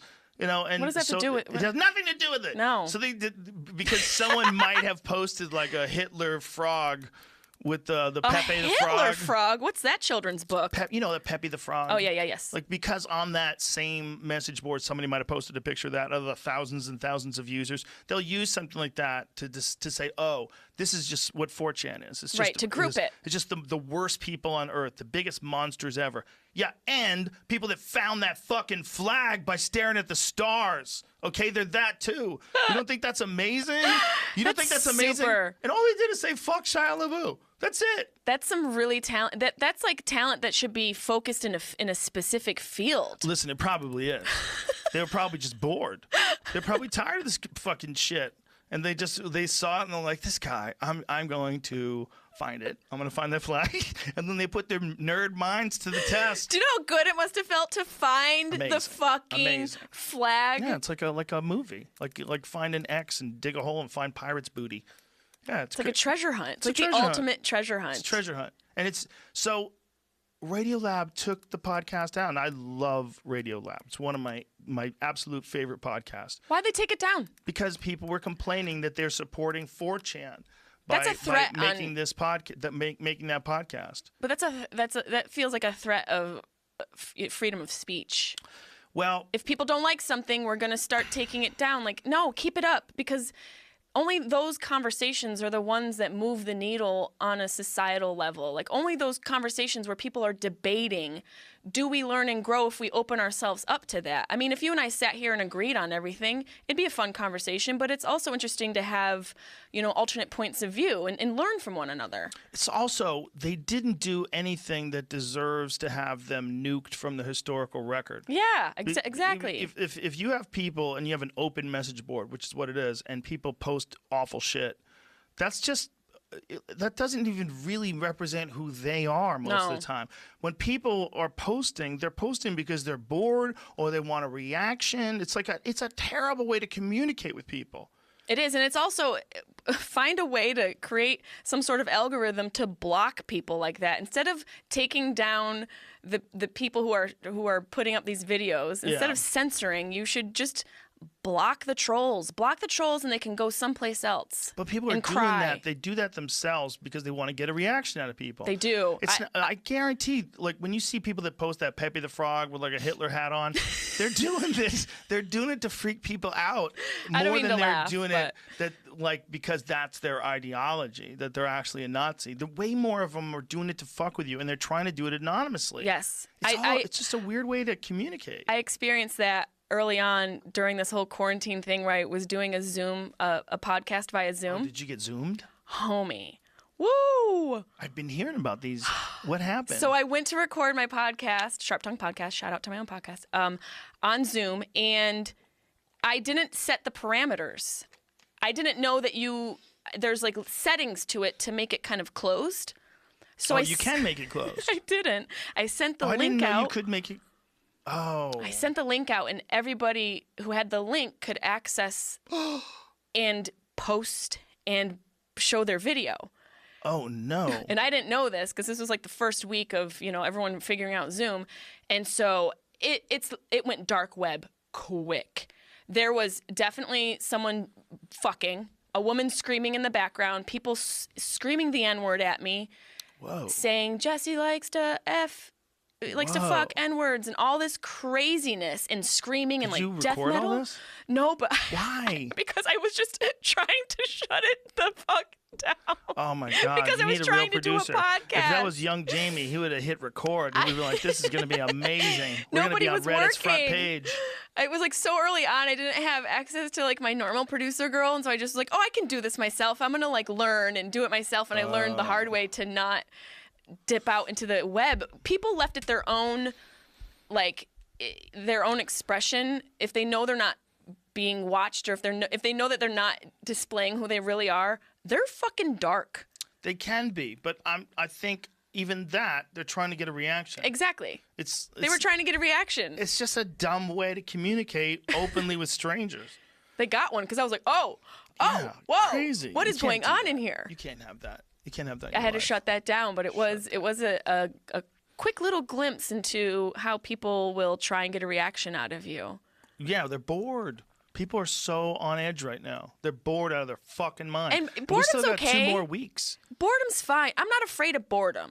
People are going, I'm so bored. Fucking learn a language. Pick up a guitar. Boredom is a time for you to put your brain to use or to give your brain a break. You know, people are like, oh, I'm bored. Really? Go out for a walk. Can we not do that? Can we not go outside in nature? I think people need interests. Exactly. Find something you're interested in, whether it's documentaries on shit or find something you want to try to learn how to do. Find a purpose. There's a lot of things you can learn There's how to do so many online. things. I mean, there's no excuse now. I mean, Yale even offered that course in the what is it, like well-being? It's like something like the. Oh, who's gonna teach that course? I mean, probably What some are the lady odds? who has a lot of cats, but Some it was a lady's free into course from numbers. Yale. Is the point? Like early on, they're like, here, you could learn all sorts of things in this. I think boredom is an excuse for laziness. Yale should have a course on stuff like that, on like self-help people and hypnotists and What do you think about hypnotists? Like, Oh, do you it's think it's real? Have you ever been hypnotized? Yes, yeah. So can you tell me what it's like? Well, my friend Vinny Shorman, he does what I do for the UFC. He does that for a lot of Muay Thai events. Great guy. And he's a commentator. And he's also a hypnotist and a mental coach. He works with a lot of fighters. And I said, I want to know what it's like. He said, okay, I'll hypnotize you. And I'm like, all right, here we go. So he sits me down. He counts me through this thing. And next thing you know, you're in this weird state. I don't know how long it took to get me hypnotized, a couple minutes or so. But, I gave into it. Like, I'm trying to I was trying to listen to him. He's a friend, so I really like him. So it was easy to trust him and just say, all right, let's see what this is all about. And I feel like it puts you in a place where it cuts down. You're still conscious. You're not like, at least I was. It's not like you don't know what's going on. You wake up with your pants down. It's not like that. Hello, college. Hello. Ugh, that's a funny thing you always say. Whenever you text, Jesse May will send me a text, but instead of writing fuck, it's F-U-X-T. And I said, why don't you ever use the C? And she goes, it's too open. It reminds me of college. Remember that one time I texted you and I was like, I'm going to Japan. And you were like, oh my God, that's so exciting. When? I was like, just kidding. I'm high eating sushi.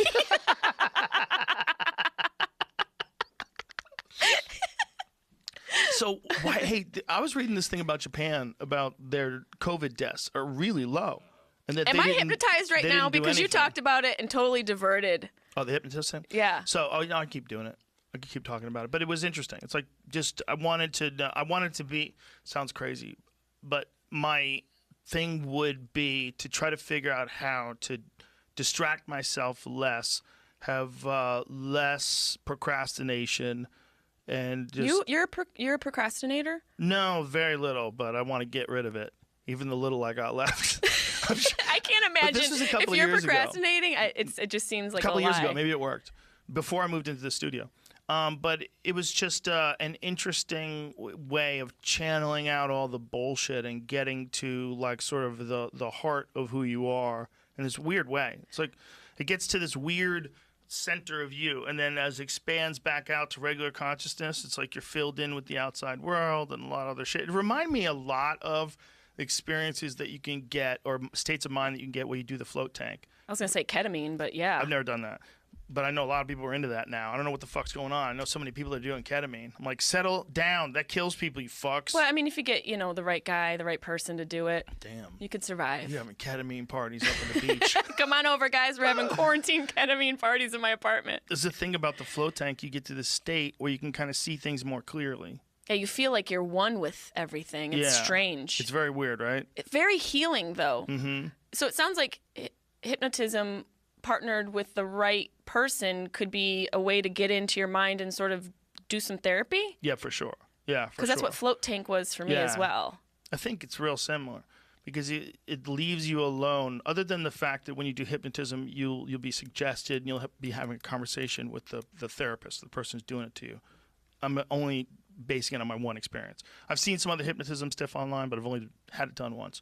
But I think that as people learn how to float and learn how to relax, you can kind of use your inner voice and you can guide yourself through various aspects of things that you find troubling, things that are bothering you, things, patterns, bad patterns that you keep recreating over and over again. Anxieties. Yeah, and perspective.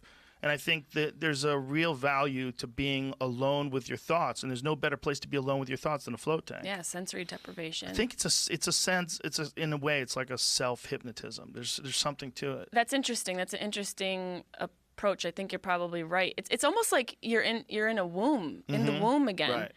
And yeah, you're free of all the bullshit. It really helps you just let the fuck go. Mm-hmm. Let go of your ego, of your worry, and all of that.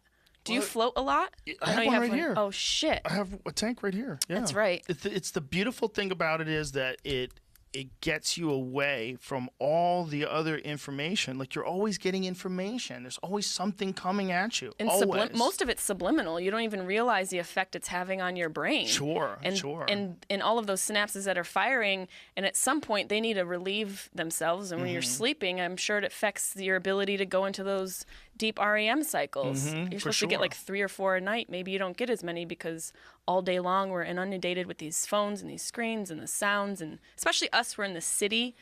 There's value to removing yourself from a highly populated area. That's the one thing I've realized about this quarantine is the appeal of the rural life.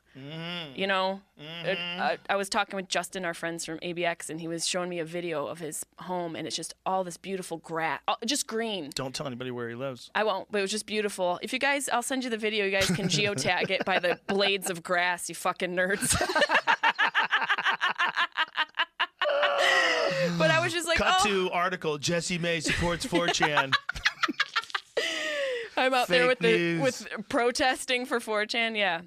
I just think there's a value to like surrounding yourself in nature. And for you, you know, I'm sure you've provided yourself an existence that represents your values in life. But do you feel like the way you live right now in your house, in your home, feels like a real homestead to you? Or does it still feel out of place because you wish you were someplace else? Well, when things like this happen, one thing you realize is 2 things you realize. One, with this, it's really nice to have a nice community. It's a little easier when you have a bunch of nice neighbors. That's why Ace will help you get a great grill for your family from the best brands like the Greenneck, Traeger, That's really sweet. With your local Ace means right a lot in to your you neighborhood, when we'll shit gets assemble and weird, deliver you know, your grill for and you have a free. bunch of Then nice to make it people even easier, we'll include free fuel to help makes you you get realize the grilling. value The of brands being you able to grow love your and own the service you food. trust. Like, you lived on a Only at fucking Ace. farm and some Offer shit valid for went Ace down. Rewards You didn't members have to through go May anywhere. 31st. Grills and accessories $3.99 got now. Propane tank animals and included. See participating vegetables, stores and for you're scheduled managing work everything. And, you know, if you live on a small organic farm, that's like the move.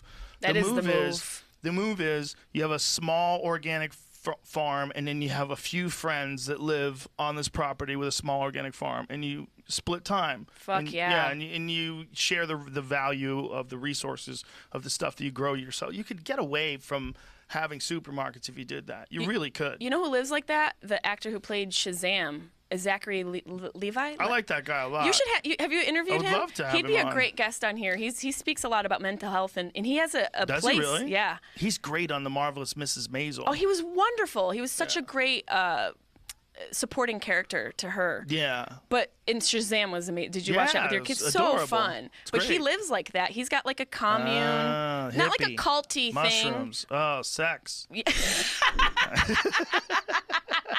You're just saying words. Mushroom sex, which sounds great. I know how they do it. It always starts like, oh, we're just going to grow tomatoes together. Next thing you know, he's got to fuck your wife, and you have to give him 10%. It's literally Wanderlust, that movie Wanderlust. Has anybody ever done a cult right? Anybody? Well, what's doing a cult right? What would the Joe Rogan cult look like? You can't, well, the problem is, and you die, and someone else takes over, and they fuck it up. 11 Adam 1015.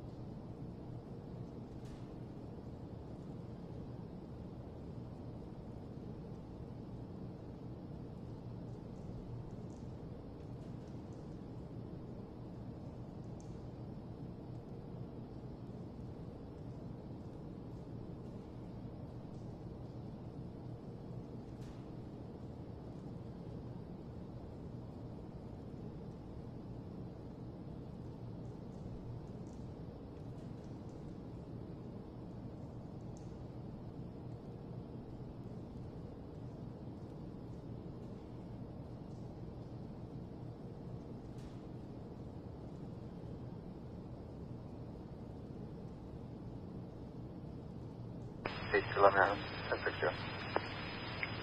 Adam 1060.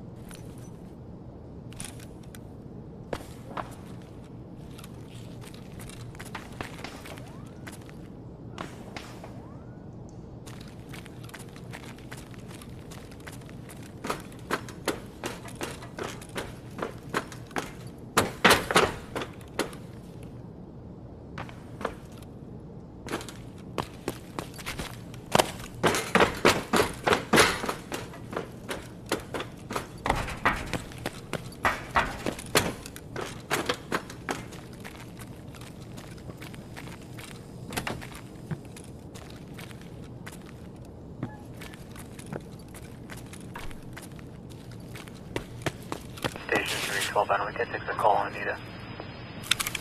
12 Adam 10-6.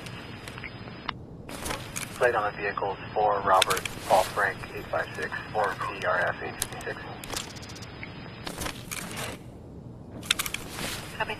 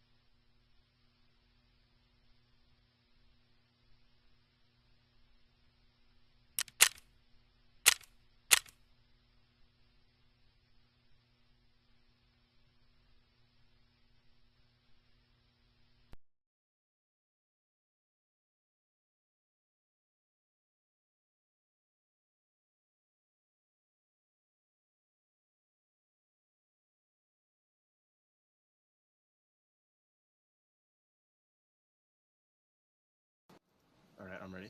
Go for it. Can I do it again? Tell us when. Go for it.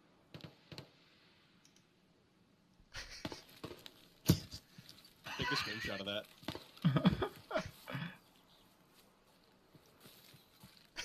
Oh my word. What do you... He's camera gun.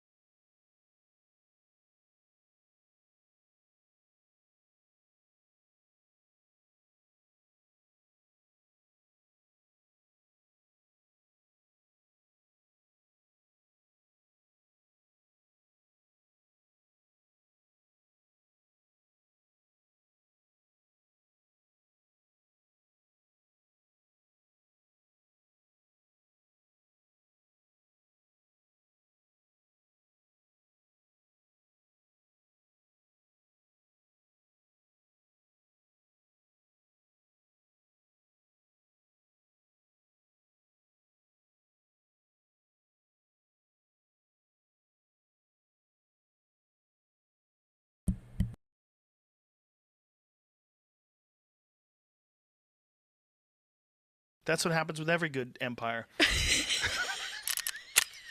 Even if you figure it out the first time, if you get it right, someone dies, the new guy comes along, ruins everything. Would you have people drink the punch? No, it'd be too much work to run a it's cult. a lot. It's too much work. But I'm think saying it's about that. amazing that no one, like the last one to come up with a good one was like Scientology, right? That's the last one that stuck. So that was 20th L. Ron Hubbard. Yeah. 20th science fiction author, by the way. And Fucking really, genius. really bad science fiction author.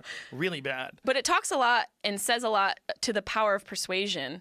You ever read his stuff? No, I need to read his stuff. Okay. Because is it like Harry Potter? It's all first draft. There's never a second draft. It's the most nonsense And narcissistic. Right? But it's bonkers. Like it's bonkers. Like some of the reading, like he would write these stories and he would get paid like like a penny a word or some shit like that, and he would write like a bunch of them for like Strange Times magazine and stuff like way back in the day. Like this is what he did before he created Scientology. He wrote these stories, and like what was the one that John Travolta movie that they made? Battlefield Earth. Damn, Jamie. He's a wizard. Are you on? Just looking at it. You got that mushroom coffee going? He's a wizard. Jesus. Are you an AI? Did you ever see that? Did you ever see Battlefield Earth? It's with the eyebrows? Yes. Amazing. L. Ron Hubbard didn't write that. Yes, he did. Are you fucking yes, kidding me? And it was John Travolta's like lifelong dream to turn that movie into one of the most preposterous movies of all time. He turned that book into a masterpiece. He looks like every white guy who wishes he was black. Look at the dreads. But look at they're supposed to be giant, and the humans are these little tiny people. Who and is he picks them that? up by the neck. Is that? Forrest Whitaker. Oh my God. Yeah. So anyway, this movie is it's like Showgirls. You ever watch Showgirls for fun? A great movie. For fun. Great movie. It's so bad. You're like, what in the fuck? It's like